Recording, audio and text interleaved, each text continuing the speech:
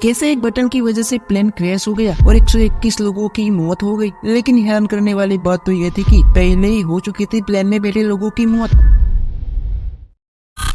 14 अगस्त 2005 सुबह का वक्त था। हेलीहोस्ट फ्लाइट साइपर के लार्नाक शहर से प्राग जाने के लिए तैयार थी, लेकिन बीच में ग्रीस के एथेंस में उसका स्टॉप ओवर था। सुबह के करीब 9 बजे इस फ्लाइट ने उड़ान भरी। उस समय फ्लाइट में 115 पैसेंजर और 6 क्रू मेंबर्स मौजूद थे। इसे उड़ा रहे थे 58 वर्षीय जर्मन पायलट हैंस मटरेन, जिन्हें कुल 16,900 घंटे प्लेन उड़ाने का एक्सपीरियंस था। उनके साथ थे को पायलट 51 वर्षीय पेपोस चार्बूज, जिन्हें 7,549 घंटे प्लेन उड़ाने का एक्सपीरियंस था। वही फ्लाइट अटेंडेंट के तौर पर एड्रियन पोड्रामो कमान संभाल रहे थे। डेली मेल के मुताबिक उड़ान भरने के 12 मिनट पर यानी 9:12 पर प्लेन 12,040 फीट की ऊंचाई पर पहुंच गया। इसी ऊंचाई पर पहुंचने के तुरंत बाद अचानक से फ्लाइट में एक अलार्म बजने लगा। जब इस अलार्म की जांच की गई तो पता चला कि टेक ऑफ कॉम्प्लिकेशन वार्निंग का अलार्म था, जिसे देखने के बाद दोनों पायलट हैरान हो गए। वो इसलिए क्योंकि टेक ऑफ कॉम्प्लिकेशन अलार्म तब बजता है जब प्लेन ग्राउंड पर होता है और वो उड़ान भरने के लिए तैयार नहीं होता। ऐसे में 12,000 से भी ज्यादा फीट की ऊंचाई पर अलार्म के इस तरह बजने का कारण दोनों ही पायलट को समझ नहीं आया। स्थिति गंभीरता को देखते हुए दोनों पायलट ने एयर ट्रैफिक कंट्रोल से संपर्क किया। पायलट जब एटीसी को ये सब बात बता ही रहे थे, तभी प्लेन में कॉकपिट पैनल में मौजूद कई सारे अलार्म एक साथ बजने लगे। इन आवाजों से पायलट की आवाज एटीसी तक पहुंच ही नहीं रही थी। साथ ही प्लेन का मास्टर क्वेश्चन अलार्म भी बजना शुरू हो गया था, जिसका मतलब था कि प्लेन में कई सारे सिस्टम एक साथ ओवरहीट हो चुके हैं। दोनों पायलट की दिक्कतें बढ़ने लगी थी। उन्हें कुछ भी समझ नहीं आ रहा था ये सब क्या हो रहा है। इधर ये सब जानकर प्लेन में अफरा तफरी का माहौल बन गया। क्रू मेंबर लगातार यात्रियों को शांत करने की कोशिश कर रहे थे। थोड़ी ही देर में पैसेंजर को सांस लेने में काफी दिक्कत आने लगी। तभी ऑक्सीजन मास्क अपने आप नीचे आ गया। इसी दौरान प्लेन 18,000 फीट ऊंचाई पर था। पायलट बार बार एटीसी से संपर्क कर उन्हें अपनी समस्या बताने का प्रयास कर रहे थे, लेकिन उनकी बात एटीसी तक पहुंच ही नहीं पा रही थी। फिर उनका एटीसी से पूरी तरह से कनेक्शन टूट गया। एटीसी ने भी उनसे संपर्क साधने की कोशिश की,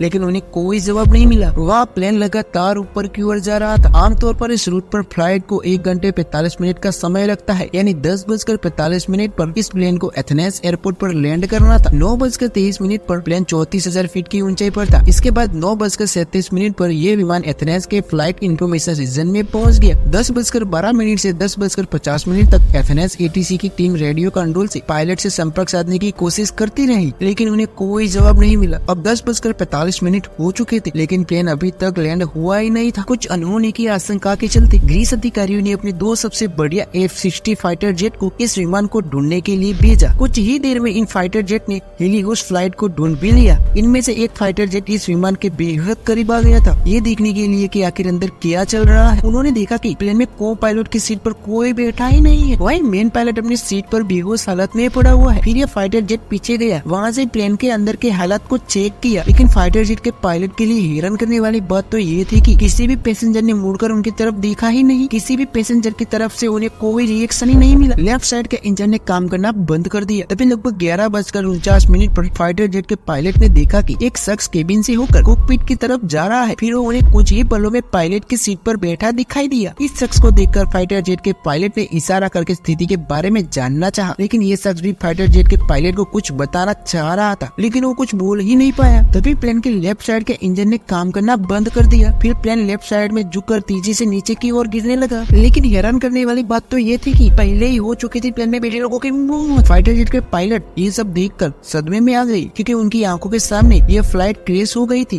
तुरंत रेस्क्यू ऑपरेशन चलाया गया। 121 लोगों के शव को ढूंढकर बाहर निकाला जाने लगा, लेकिन जब हादसे में मृत मिले कुछ लोगों का पोस्टमार्टम किया गया तो बेहद चौंकाने वाली बात सामने आ गई। पता चला कि प्लेन में मौजूद पायलट समेत लगभग सभी लोग पहले ही मर चुके थे। तो अब यहाँ सबसे बड़ा सवाल यह था कि जब दोनों पायलट की मौत 2 घंटे पहले ही हो चुकी थी, तो प्लेन का कंट्रोल किसके पास था? जांच में पता चला कि पायलट के मौत के बाद प्लेन को फ्लाइट अटेंडेंट एड्रियन पोड्रेमो संभाल रहे थे, क्योंकि अंतिम बार एड्रियन की आवाज ही एटीसी को सुनाई दी थी। उन्होंने मेडे मेडे कहकर करीब 5 बार मदद की गुहार लगाई थी। एड्रियन के पास यूके कमर्शियल पायलट का लाइसेंस तो था, लेकिन उन्हें इतना एक्सपीरियंस नहीं था कि वो बोइंग 737 जैसे प्लेन को कंट्रोल कर सके। लेकिन इसके बावजूद प्लेन को वो घनी आबादी से दूर ले जाने में कामयाब रहे। जरा सोचिए, अगर यह विमान घनी आबादी वाले इलाकों में क्रैश होता तो क्या होता।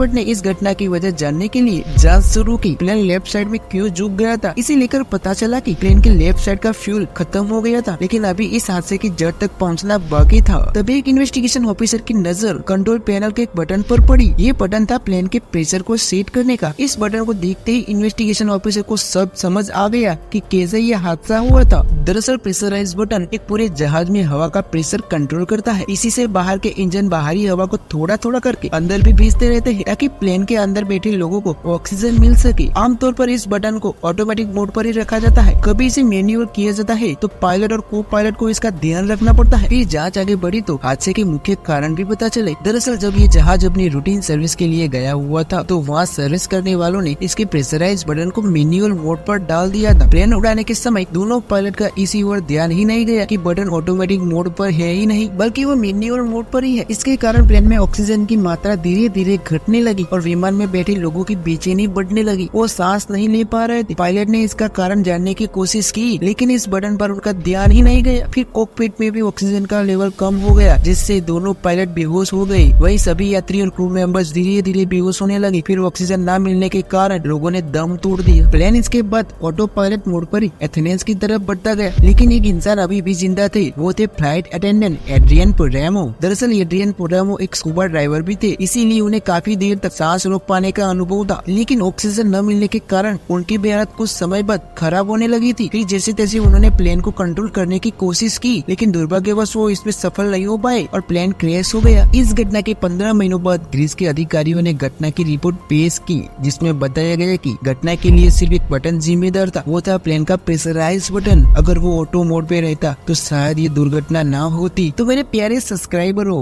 इस वीडियो में इतना है। उम्मीद करता हूँ आपको इस वीडियो से कुछ सीखने को मिला हो। वीडियो पसंद आई हो तो वीडियो को लाइक और चैनल को सब्सक्राइब करना ना भूलिएगा। मिलते हैं ऐसी मजेदार वीडियो के साथ, तब तक के लिए ऐसे ही प्यार देते